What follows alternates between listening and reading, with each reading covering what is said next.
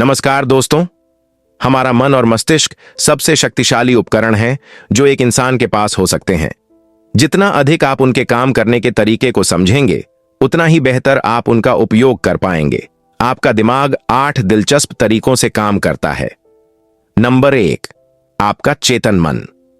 आपका चेतन मन आपकी सभी तर्क संगत और तार्किक सोच का ख्याल रखता है, जबकि आपका अवचेतन मन, ईमानदारी से कहें तो, बाकी सब चीजों का ख्याल रखता है।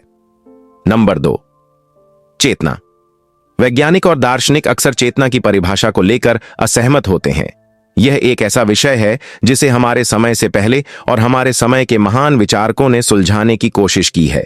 चेतना कैसे काम करती है, यह कहां स्थित है, लेकिन संक्षेप में कहें तो चेतना आत्म जागरूकता है।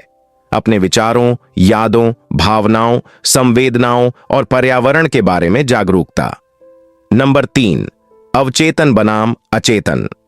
आपने अचेतन और अवचेतन शब्दों को समानार्थक रूप से इस्तेमाल होते सुना होगा, जो इस तथ्य को दर्शाता है कि वे बिल्कुल समान हैं, लेकिन यह बिल्कुल सही नहीं है।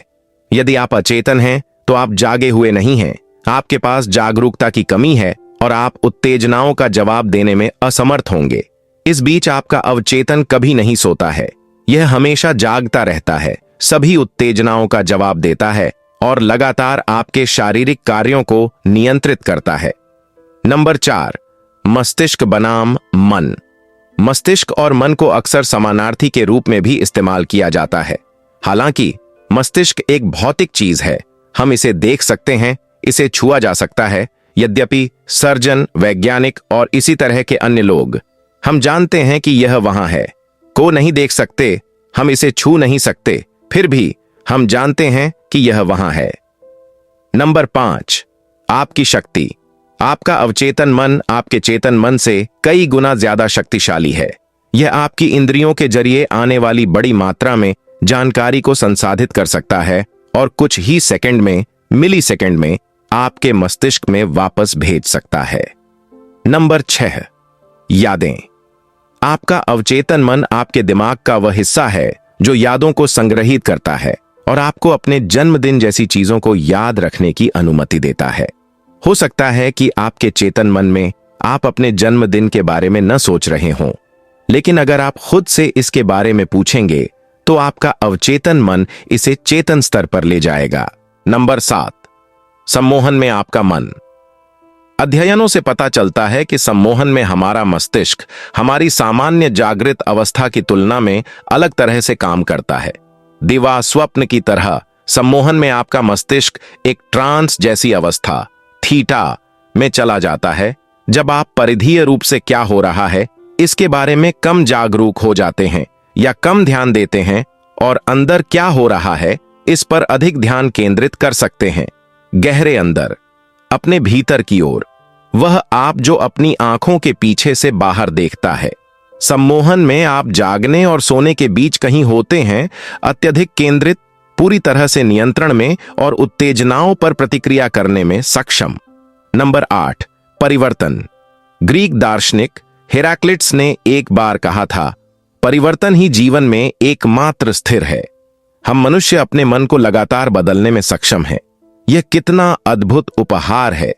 किसी अन्य जीवित प्राणी, जहां तक हम जानते हैं, में अपने मन या मानसिकता को बदलने की क्षमता नहीं है। बेशक जानवरों के पास दिमाग और मन होता है, वे निर्णय लेते हैं और अपनी सभी इंद्रियों का उपयोग करते हैं। आमतौर पर 5, लेकिन इलेक्ट्रोरिसेप्शन में 6 भी होते हैं, लेकिन वे मौलिक रूप से वे होते हैं कौन हैं को नहीं बदल सकते। इसके लिए आपको स्वयं की समझ और चुनने की क्षमता की आवश्यकता होती है, और हम मनुष्यों में यह क्षमता होती है। हम जैसे हैं वैसे ही बने रहना चुन सकते हैं, या फिर हम अपने किसी भी पहलू को बदलना चुन सकते हैं। हम जिस तरह से सोचते हैं, जिस तरह से हम महसूस करते हैं, हम कैसे दिखते हैं, दूसरे हमें किस तरह से देखते हैं, हम अपने बारे में जो चीजें हमें पसंद नहीं हैं, जिन्हें हम छोड़ना चाहते हैं, उन्हें बदल सकते हैं। खुद को और अपने आसपास की दुनिया को देखने के तरीके को बदल कर सीख सकते हैं और सुधार कर सकते हैं। मानव मन अद्भुत है। हमारा मन और हमारा मस्तिष्क सबसे शक्तिशाली उपकरण है जो मनुष्य के पास हो सकता है। हमारे मन और मस्तिष्क को पोषित, पोषित और सिंचित करने, व्यायाम करने, चुनौती देने की आवश्यकता है। उन्हें सीखने, बदलाव, अनुभवों और रोमांच के लिए खुला होना चाहिए, जिज्ञासु होना चाहिए और सबसे बढ़कर उन्हें कभी भी हल्के में नहीं लेना चाहिए। वीडियो कैसा लगा कमेंट करके जरूर बताएं। धन्यवाद।